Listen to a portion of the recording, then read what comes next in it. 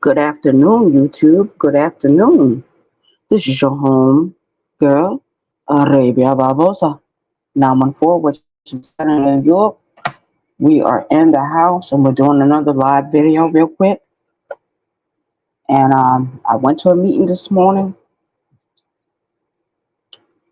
and I have to go to meetings regardless whether I'm dry or not, whether I'm sober or not, whether I'm clean or not, off of alcohol. This video is going to be about how I got started drinking.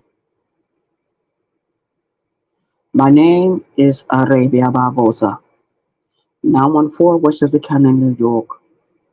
I was born in New Rochelle, New York, March the 18th, 1973, to two different parents. My father, Lantrice, he's my biological father, my original father. Shout out to him, rest in peace, Daddy. And my biological mother. Both both of these two individuals were addicts. They started off on alcohol, they went to harder drugs as they got older. Um, I believe my biological mother has over 35 years clean, sober living. She doesn't drink, she doesn't use any type of drugs now. She's into the Buddhist chanting Nam Myo Renge Kyo. I don't know if anyone knows what that is. Shout out to the chat. But I'm going to tell you how I got started. I was living in New York in the foster care system. I was a ward of the state of New York. I was in foster care. My brother, he's a year younger than myself, he went with me into that foster care home. We were young. We got older and older. The only reason why I started drinking is because I used to see my parents. They used to have these fabulous parties, invite their people over, playing cards all night, doing bingo, whatever they were doing, politic talking in the kitchen area.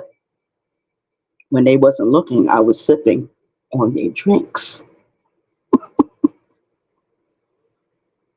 But there was one particular morning, we went to school, me and my brother, we went to school.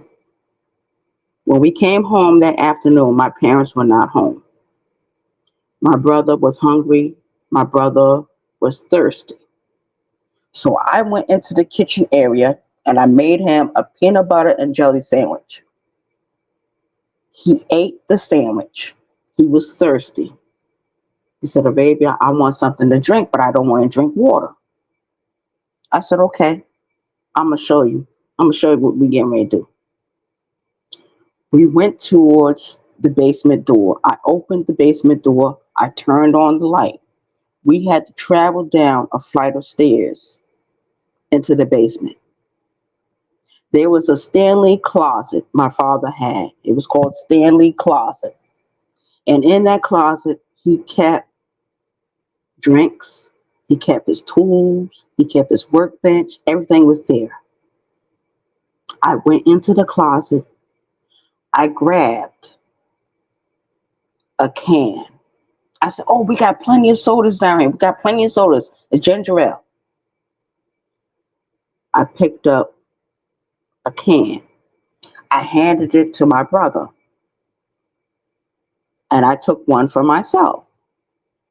And he said, "Arabia, what does it say on the can?" I spelled it out. BUDWEISER. He said, "I never heard of this kind of ginger ale." I said, "Drink it." So I popped open the can for him. I popped open one for myself. He drank it. He told me it was making him feel funny. So I took his can from him. He went up the stairs. I drank his can. I drank my can. And I took 2 cans to my bedroom.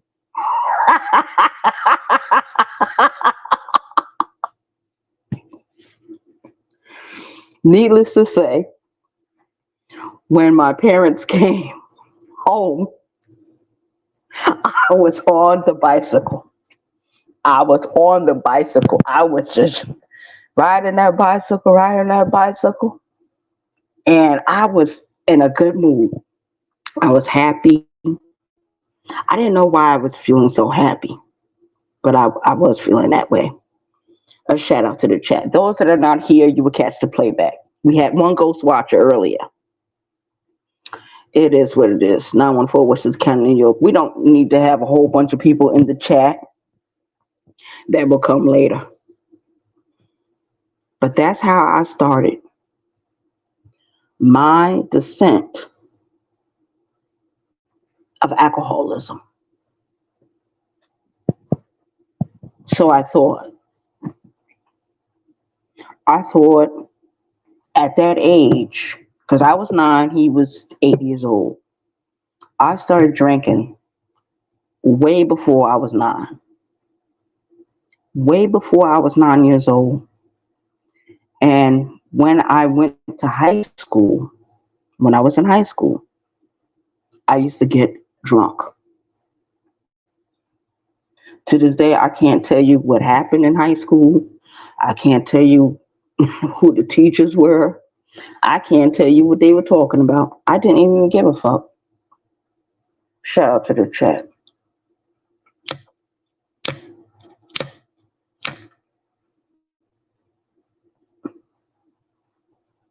But that's how I started. How did Budweiser turn into 211? How did Budweiser turn into Mad Dog 2020? How did Budweiser turn into drinking gin, scotch, rum, whiskey, vodka? How did it turn? Now, I thought I was being mischievous. I thought that I was being smart. I thought that everything was cool. When I met my biological family, 2003, I was 30 years old. That's when I found out that both of my parents were addicts. They both suffered years with alcoholism. My mother was clean off of alcohol, off of drugs, anything. My father continued to use. My father started using heroin before he was even 13 years old. Now, don't ask me how my father started using heroin. He started off with alcohol, he smoked the weed, then he went to heroin.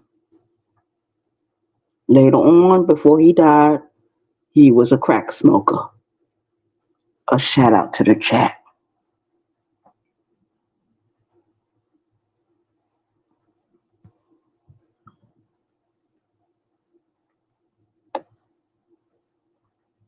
My father died in 2009.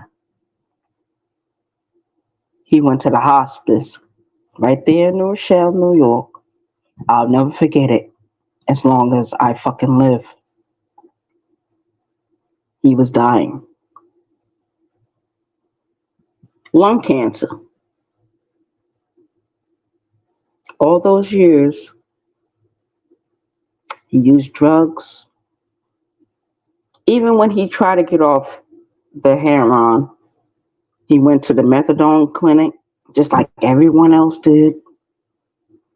He became addicted to that. So when I met him, he was living a life of full-blown addiction. But the one thing he didn't want me to do, he didn't want me to drink anymore, and he didn't want me doing anything else. He died in 2009. This is 2024, so he's been dead for quite some time. He's been dead for quite some time. Now, don't get me wrong, I've tried recovery before. When I was living with Sergeant Krista Reagan years ago, I was going to NA meetings right there in the town that she lived in. I was going to NA.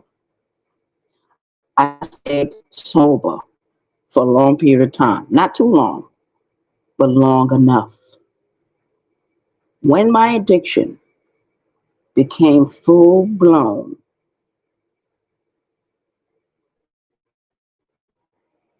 before that time, I was skinny. I looked like the crypt keeper. All this was sunken in. Everything was sunken in. You could see the bones. You could see my ribs. Everything. I was skinny like a motherfucker. I don't know what changed. I think I went into rehab a few times. I had to go to rehab twice. So it is what it is. A shout out to the chat. Nobody is perfect. Nobody is God Almighty on this app. Nobody can judge me. If you judge me, you better judge yourself. I just got off the phone with one of my homegirls, and I told her today, I said, yesterday morning, I got paid for my job. She said, yes. I said, I had to pay the electric bill, the rent, and the phone bill. That's 3 different bills. She said, Arabia, I ate up most of your money.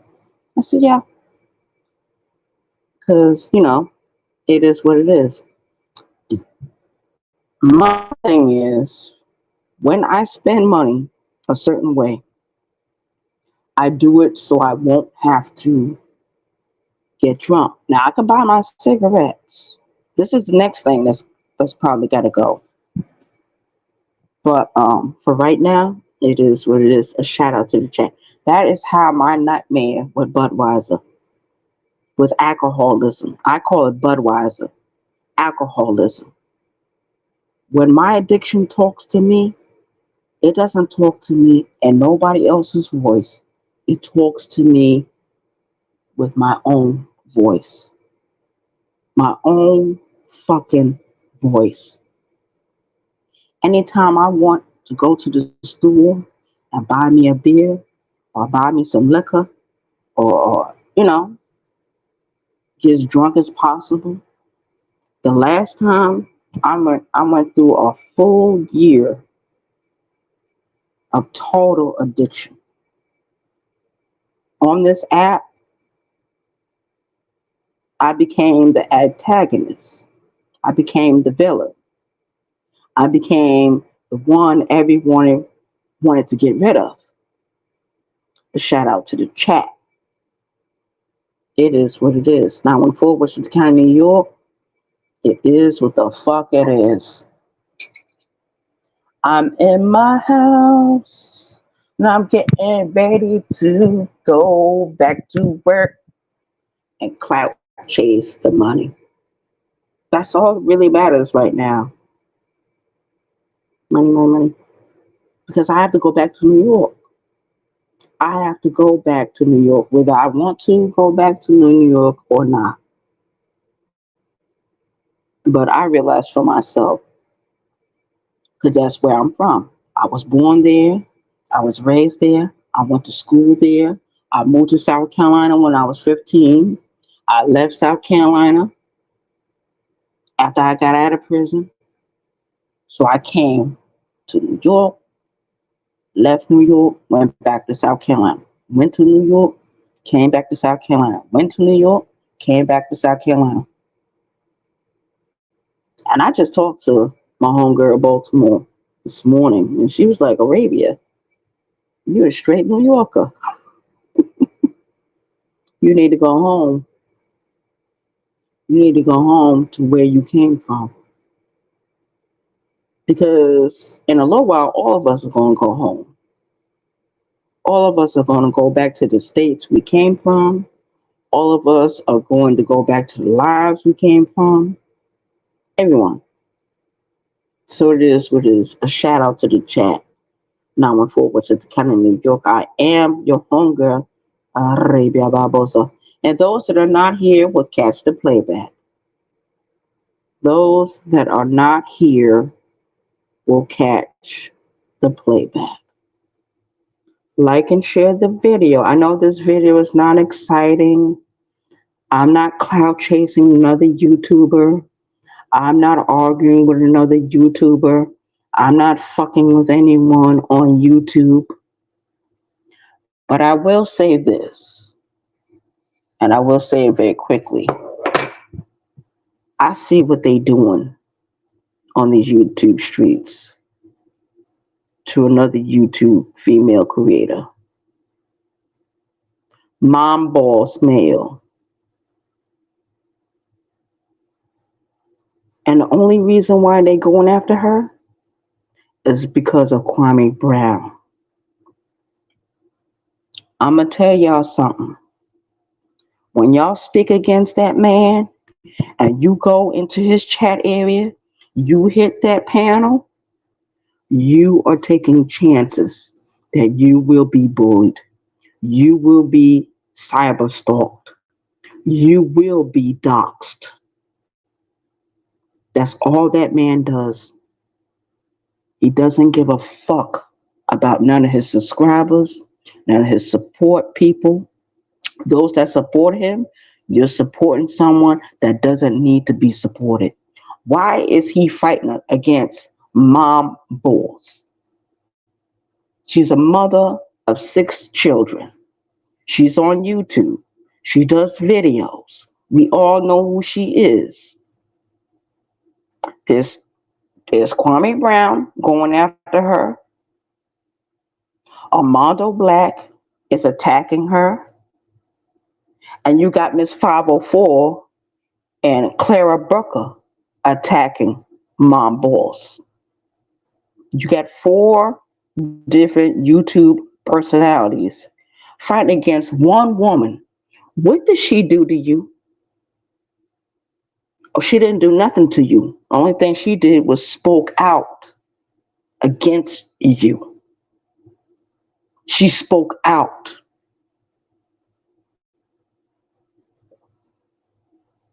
We went through this before. And I told everyone, Kwame Brown plays Squid Games.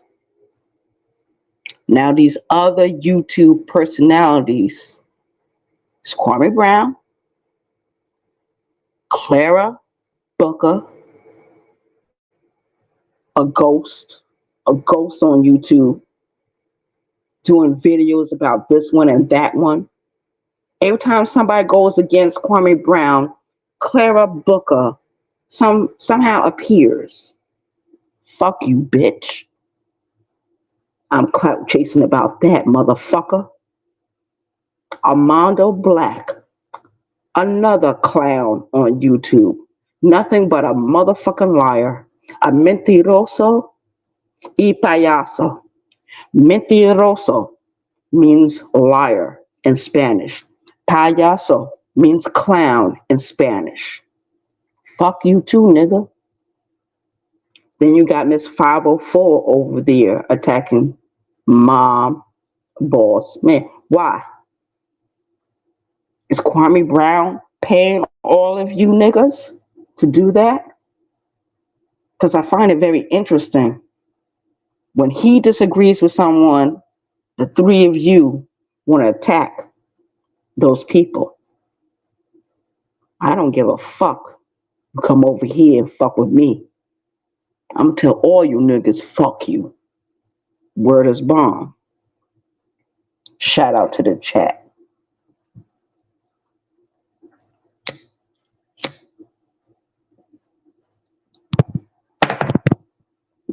harassment, cyberbullying, and cyber stalking are clear violations of YouTube guidelines. Clear violations. And I don't need to say it again. What y'all doing to that one woman, a mother of 6 children, and she has a very close relationship with all of her children. Some of you don't get it because you don't have no relationship with your children. Kwame Brown, didn't you just say not too long ago you cleaning your hands from dealing with your children? When they get 18 years old, they can reach you on your phone, you bitch ass nigga. Nobody gives a fuck about that. And nobody gives a fuck about you, but I'm gonna keep saying that he plays squid games with everybody on this app. Shout out to the chat. That's not the only person he has attacked on this fucking app. That's not the only one. I'm out of here. I gotta go to work. Y'all have an awesome day. One peace.